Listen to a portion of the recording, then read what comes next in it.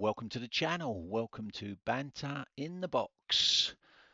It's your game week 13 review. Forget the World Cup, it's the FFFL Cup that matters. A big week in the Family Fantasy Football League with every Premier League side playing twice. 4 managers achieving personal highest weekly totals. Dimmy's Dynamos, Chairman's Choice, Error 404 and Norfolk and Chance FC all getting their highest weekly totals of the season. Just the one manager going into the transfer market in game week 13. And in this week's edition of Banter in the Box, we've got your game week 13 winners and losers. 4 winners, all picking up a manager of the season point. 4 losers, all losing a manager of the season point. We've got your player review, another entry on the wall of shame, and the FFFL Cup preview. This weekend is match day 4 of the Family Fantasy Football League Cup. And it's squeaky bum time as everyone tries to scramble to qualify for the knockout phase of the FFFL Cup and a manager of the season update. Did anyone get those 3 manager of the season points? All will be revealed. So your game week 13 winners, take a bow. No happy endings manager, Di Maloney climbed 2 places to 14th, the highest Di has been since game week 8. Take a bow, Legends 23 manager Keith Simons climbed 1 place to 9th. That's a season high for Keith as his season continues on the up. And take a bow, Edie's 11 manager Ryan Perrin climbed 1 place to 7th in the table. You have to go back 7 years to the day, 6th of December 2018, the last time that Ryan was as high as 7th in the table. But the biggest game week winner, yours truly, Chairman's Choice manager, up 1 place to 6th with a 4th weekly win. And you have to go back to the 10th of June 2023 for the last time I was as high as 6th. 1 manager of the season point to those 4. Your game week 13 losers. Hang your head in shame for a second week running. Gobi Desert Canoe Club fell 2 places down to 16th, the lowest Pops has been since game week 7. Hang your head in shame. The Musketeers manager Sarah Goodwin fell 2 places to 8th. Hasn't been as low as 8th since game week 4. Hang your head in shame. Benny United manager Mark Benwell fell 2 places to 10th in the table. That's a season low for Mark as he appears as a game week loser for the 2nd week running. But the biggest game week loser, Ostrich Bar Stewards manager Steve Maloney fell 2 places to 17th, the lowest scorers in game week 13 with just 20 points. 20 points, and every Premier League side played twice. That's a low score. You have to go back to the end of the 23-24 season for the last time Steve was as low as 17th. Those 4 all losing a manager of the season point. Your player review. These are your top goalkeepers. No surprise that 9 managers picked up David Raya. He's the highest scoring goalkeeper in the competition, has had another strong week, as has Dean Henderson. Strong weeks for also Jordan Pickford.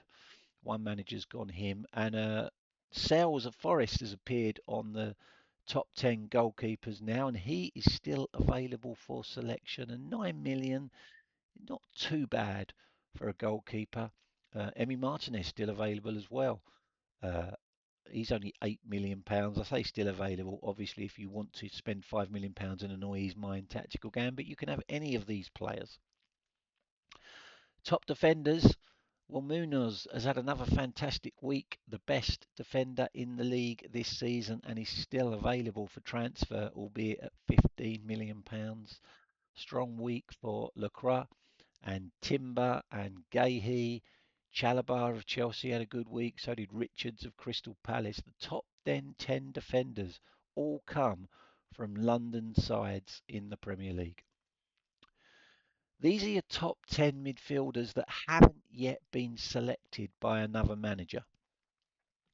All of the top 10 midfielders are already part of another Family Fantasy Football League side. But if you wanted to pick up a player without spending £5 million on an Oi's Mind Tactical Gambits, these are your best picks.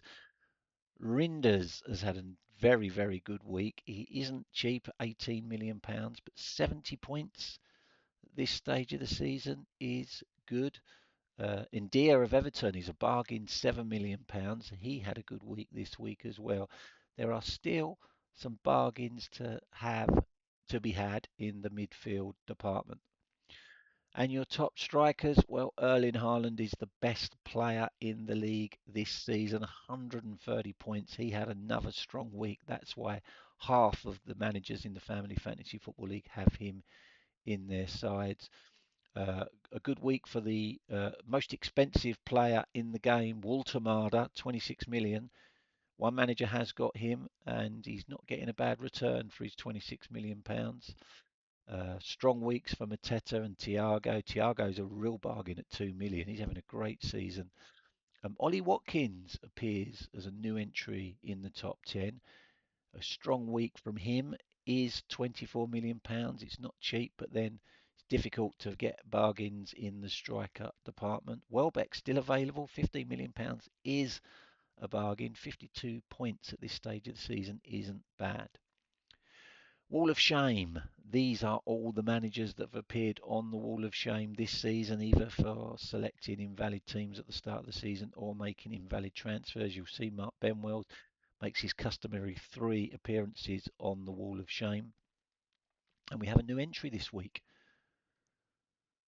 There he is, the Mad Hatter, the Creed Bratton Society. Jordan Williams made a transfer this week, but it would have left him with a formation of 3-6-1, which isn't a valid formation. So Jordan appears on the Wall of Shame.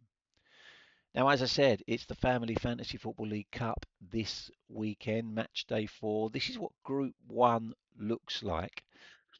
And we've got no happy endings going up against Masters of None. And no happy endings have lost both of their games so far. So they have to win this one or they are knocked out. Masters of None equally need to win it to give themselves a chance of qualifying, but they still have one game to go in match day 5 if they did lose it.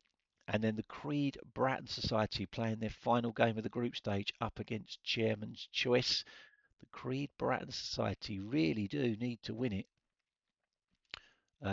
because a defeat to me would put them in danger of being knocked out of the cup, given that they would have no more games to play. Now, here are my predictions here. I'm predicting Masters of None are going to eliminate no happy endings. And I'm sorry, Jordan, but I think I've got the beating of you in this one. Group 2 looks like this. I've got a life playing Greece Lightning, both 1 win and 1 defeat. They both need a win from this one. And it's husband and wife. Anders FC 100% record going up against Error 404. Now, it's Nikki's final game in the group. She has to win to give herself any hope of progressing into the knockout stages. My predictions for this one, I think Greece Lightning are going to beat I've Got a Life very comfortably, but I think Anders FC's 100% record is going to come to an end. Error 404 is going to beat them. That's my prediction. Group 3 looks like this. Gobi Desert Canoe Club are up against Ostrich Bar Stewards again.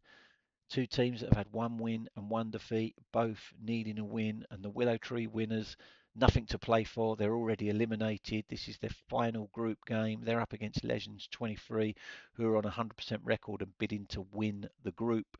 My prediction for this one, I think Gobi Desert Canoe Club are going to beat Ostrich Bar Stewards. Neither of those sides in form, but I think Gobi Desert Canoe Club will win that. And Legends 23, an easy win over the Willow Tree winners is my prediction. And Group 4 shaping up like this. We've got Rayleigh Rovers and the big Boster Cogless going head to head. 2 teams with a 100% record. Something's got to give.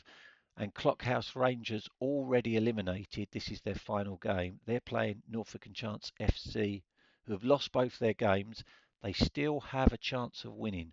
My predictions, I think the big Bostocoglis are just going to edge it against Rayleigh Rovers to go top of the group, or sorry, I should say stay top of the group, go clear top of the group. And Norfolk and Chance FC will give themselves a chance, a slim chance of qualifying by beating Clockhouse Rangers. Who the fuck is that? A current Family Fantasy Football League manager pictured there. 2 manager of the season points if you could tell me the manager. 1 bonus point if you could tell me the body part. Only one manager had a go this week, and that was Sarah Goodwin, who thought that that was a picture of Anders FC manager Stevens Lee's head. That, Sarah, is an incorrect guess, but because you were the only one that had a go, you get a manager of the season point, which means the manager of the season table, top half anyway, looks like this. Sarah Goodwin lost a point for being a game week 13 loser, but got it back for being the only one to take part in the Who the Fuck Is That. Mark Benwell drops to third for being a game week 13 loser. Myself and Ryan Perrin climb to joint fourth for being game week 13 winners, but it's Megan Hoxby still 2 points clear at the top of the table. So it's rolling over. A current Family Fantasy Football League manager pictured there. 3 manager of the season points if you can tell me the manager. 1 bonus point if you can tell me the body part. That's it for your game week 13 review. Until then, or until next week, take care. Bye bye.